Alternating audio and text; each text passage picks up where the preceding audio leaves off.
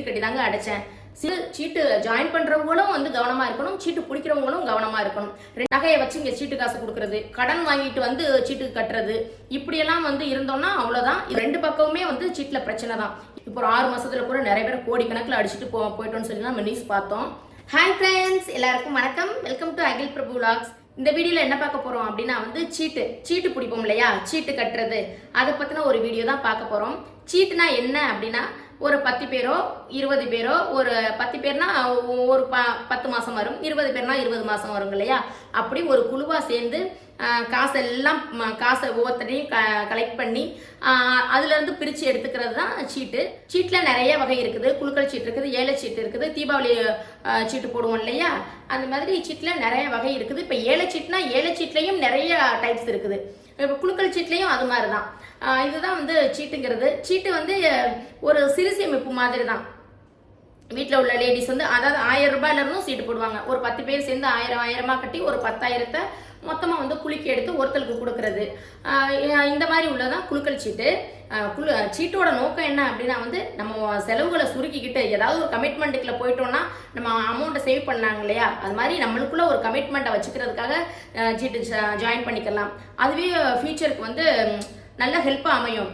என்னையெல்லாம் பொறுத்த வரைக்கும் எடுத்துக்கிறேங்க, நான்லாம் வந்து லேண்டு வாங்கின கார்டு நான் வந்து மோஸ்ட்லி சீட்டு கட்டி தாங்க அடைச்சேன். சீட்டு எடுத்து ஒரு பல்கான 50,000 சீட்டு, 1 லட்சம் சீட்டுன்னு மொத்தமாக நம்மளுக்கு அமௌண்ட் கிடைச்சிடும்.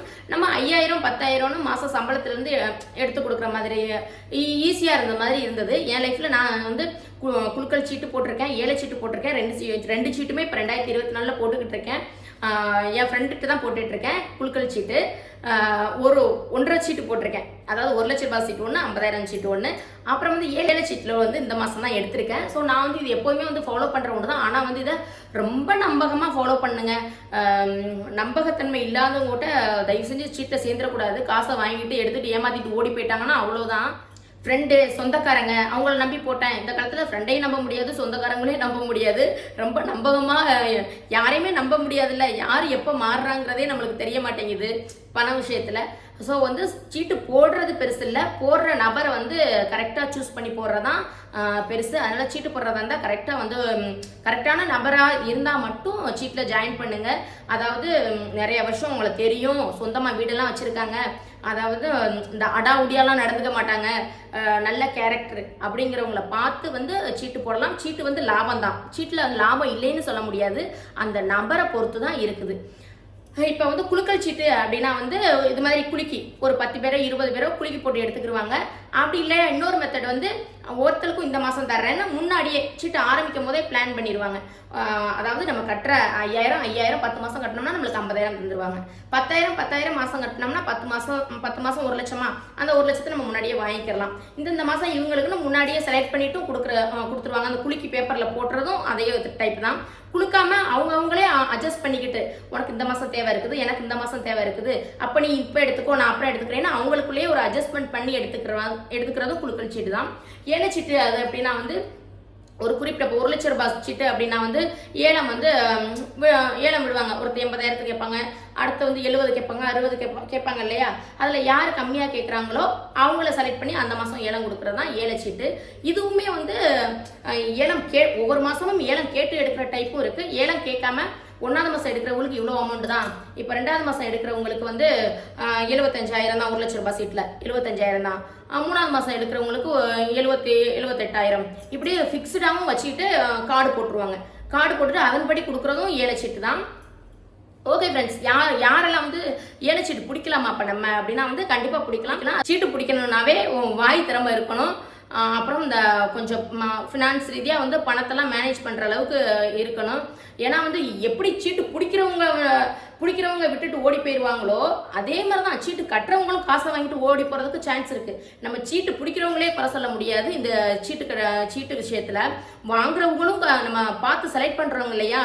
அந்த ஒரு குழுவில் வந்து 10 பேர் இருக்காங்கன்னா சீட்டு பிடிக்கிறவங்களும் கவனமாக இருக்கணும். அந்த 10 பேரில் ஒருத்த வந்து கொலாப்ஸ் பண்ணிட்டாங்கன்னு வைங்களேன், அப்புறம் மற்ற இருக்கிற 9 பேருக்கும் நம்ம அமௌண்ட் போட்டு கட்டி கொடுக்குற மாதிரி இருக்கும்.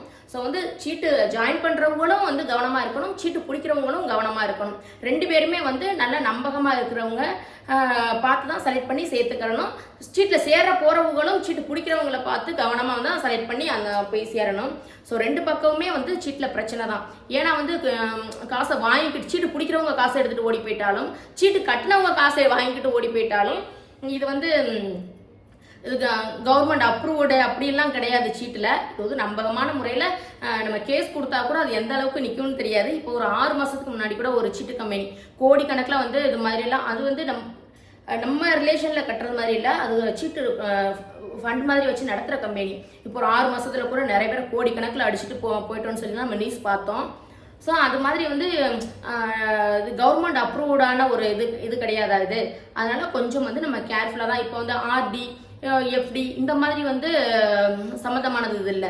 இது ஒரு தனி நபரோட விருப்பத்தில் நம்ம தனியாக ஒரு குழு நம்மளே அமைச்சு ஜாயின் பண்ணிக்கிறது தான் அந்த சீட்டு கட்டுறது. இதில் வந்து ரிஸ்க்கும் இருக்குது, லாபமும் இருக்குது. நல்ல ஆளாக பார்த்து நல்லா செலக்ட் பண்ணி ஜாயின் பண்ணால் லாபம் பெறலாம். லாபம் வருதேன்னு சொல்லிவிட்டு சும்மா யாரோ ஒருத்தக்க பிடிக்கிறாங்க, சீட்டு பிடிக்கிறாங்க, போய் ஜாயின் பண்ணுவோன்னா நட்டத்துலேயும் போய் முடிச்சிடலாம். அதில் கவனமாக இருக்கணும். இதான் ஃப்ரெண்ட்ஸ் இதான் வந்து சீட்டு கட்டுறதுங்கிறது. இதில் வந்து நம்ம ஏழை சீட்டில் எடுத்தாலும் நம்மளுக்கு லாபம் தான், குழுக்கள் சீட்டும் நம்மளுக்கு லாபம் தான். ஒரு இடத்துல வட்டிக்கு வாங்கினா வந்து வட்டி காசு குறைஞ்சபட்சம் 3 வட்டியாவது கொடுப்பாங்க, வட்டி அதிகமாக தான் போகும். ஸோ குழுக்கள் சீட்டில் நம்ம முன்னாடியே ஒரு 50,000மோ 1 லட்சம் ரூபாய் சீட்டோ எடுத்துக்கிட்டு மாதம் 5,000மோ 10,000மோ கட்டி கடனை கழிக்கிற மாதிரி தான். அதாவது வட்டி இல்லா கடனை கழிக்கிற மாதிரி தான் குழுக்கள் சீட்டு. ஏழை சீட்டுங்கிறது அது மாதிரி தான். ஒரு குறிப்பிட்ட மாதத்துக்கு அப்புறம் எடுத்தோம்னா நல்ல லாபத்திலே எடுக்கலாம். முன்னாடியே நம்ம நட்டத்தில் எடுத்தாலும் ஆனால் வட்டிக்கு வெளியில் வாங்கினோம்னா அதோட கம்பேர் பண்ணும்போது இதுவும் லாபமாக தான் இருக்கும். அதுவும் கடைசியாக வெயிட் பண்ணி எடுக்கிறவங்களுக்கு ஏழை சீட்டில் இன்னுமே லாபம், ஃபுல் லாபத்தோடு எடுக்கலாம். வந்து நம்மளுக்கு வந்து கேட்டவன வந்து குழுக்கள் சீட்டில் வந்து நம்ம சீட்டு காசை எடுத்துக்கலாம் அப்படின்றதுக்காக நம்ம வருமானத்தை மீறி சீட்டில் ஜாயின் பண்ணோம்னு வைங்களேன், அப்புறம் அவ்வளோதாங்க, அது அதோ கதியாகி போயிடும். நிறைய பேர் வந்து இப்படி இருக்கவங்கலாம் இருக்காங்க. ஒரு நம்மளுக்கு 50,000 கிடைச்சிருதே, மாதம் 5,000 தானே, 50,000 வாங்கிட்டோம், 5,000 கட்ட முடியாமலா இருக்குன்னு சொல்லிட்டு ஒரு 4-5 சீட்டை போட்டுறது. நம்ம வருமானத்துக்கு ஏற்றது மாதிரி வந்து நம்மளுக்கு இவ்வளோதான் வருமானம் வருது, குடும்ப செலவு போக இவ்வளவுதான் வந்து நம்ம ஒரு கமிட்மெண்ட்ல சேரணும் அப்படிங்கிறது இல்லாமல் ஒரு ஆசை கோளாறுல போயிட்டு நம்மளுக்கு 50,000 வருது, எடுத்து அதை பண்ணிடலாம், இதை பண்ணிடலாம், நகை எடுத்து வச்சிடலாம் அப்படி இப்படின்னு சொல்லிட்டு சீட்டை வாங்கிடுறது. ஆனால் மாதம் 5,000 ஒரு 4 சீட்டாக இருந்தால் பாருங்களேன் 20,000 கட்டுற மாதிரி ஆயிரும். அப்படிலாம் இருந்துட்டு அப்புறம் போய் சீட்டு கட்டுறதுக்கு கொண்டு போய் வீட்டில் உள்ள நகையை வைக்கிறது, நகையை வச்சு இங்கே சீட்டு காசு கொடுக்கறது, கடன் வாங்கிட்டு வந்து சீட்டு கட்டுறது, இப்படியெல்லாம் வந்து இருந்தோம்னா அவ்வளோதான். இதுக்கு வந்து நம்ம சீட்டில் சேர்ந்து சேவ் பண்ணாமலே இருக்கலாம். ஸோ நம்ம வருமானத்தில் நம்ம குடும்ப செலவெல்லாம் போக ஒரு கமிட்மெண்ட்டுக்குள்ளே போய் ஜாயின் பண்ணோன்னா, அதாவது இன்னும் கையில் காசு இருந்துச்சுன்னா செலவாக போயிடும். அதுக்கு பதிலாக வந்து அந்த பல்கான ஒரு அமௌண்ட்டை வாங்கிட்டு ஏதாவது ஒரு பொருளை வாங்கி வச்சுட்டு மாதம் கடனை கட்டி முடிச்சிருவோமே அப்படிங்கிற ஒரு மைண்ட் தாட்டில் வந்து நம்ம சீட்டில் சேரலாம். அப்படி இல்லையா, நம்ம கையில் காசாக இருந்தாலும் குடும்ப செலவு பண்ணிக்கிட்டே தான், ஏதாவது செலவு வந்துக்கிட்டே தான் இருக்கும். ஒரு கமிட்மெண்ட்டுக்குள்ளே போயிட்டோம்னா அதுக்கு மாதம் பிறந்தவொன்னே கட்டிடுவோமே அப்படின்னு சொல்லிட்டு சிறு சேமிப்பு மாதிரி 5,000 10,000 போட்டுட்டு கடைசியாகவும் எடுத்து லாபத்தை பெறலாம். இப்படி தான் இருக்கணுமே தவிர நம்ம வருமானத்துக்கு மீறி வந்து சீட்டில் வந்து சேரக்கூடாது. அது ரொம்ப பிரச்சனையாக போயிடும். அது கடன்னா நம்மளை வந்து கடனாளியே ஆக்கி விட்டுரும். நகையை வச்சு சீட்டை கட்டுறோமா அந்த கடனா ஆகி போயிடும். யார்த்தையாவது வாங்கி இங்கே சீட்டு கட்டுறோமா அதுவும் ஒரு கடன் தான். ஸோ இதில் வந்து தெளிவாக இருக்கணும். நம்ம குடும்பத்துக்கு ஏற்றது மாதிரி சேமிப்பும் இருக்கணும், செலவும் இருக்கணும். அதுக்கேற்றது மாதிரி தான் வந்து சீட்டு இதிலலாம் ஜாயின் பண்ணிக்கிறணும். ஓகே ஃப்ரெண்ட்ஸ், இதுதான் சீட்டை பற்றி பேசிக்காக உள்ளது. நம்ம ஏழை சீட்டு, குழுக்கள் சீட்டு, எதை வந்து எப்போ எடுத்தால் லாபம் அப்படிங்கிற டீட்டெயில்ஸ்லாம் நான் அடுத்த வீடியோவில் சொல்கிறேன். பிடிச்சிருந்தா நம்ம சேனலை கண்டிப்பாக ப்ளீஸ் சப்ஸ்கிரைப் பண்ணிக்கோங்க, லைக் பண்ணுங்கள், ஷேர் பண்ணுங்கள், உங்கள் கமெண்ட்டை தெரிவிங்க. ஓகே ஃப்ரெண்ட்ஸ், பாய். வேற ஒரு சூப்பரான வீடியோவில் பார்க்கலாம்.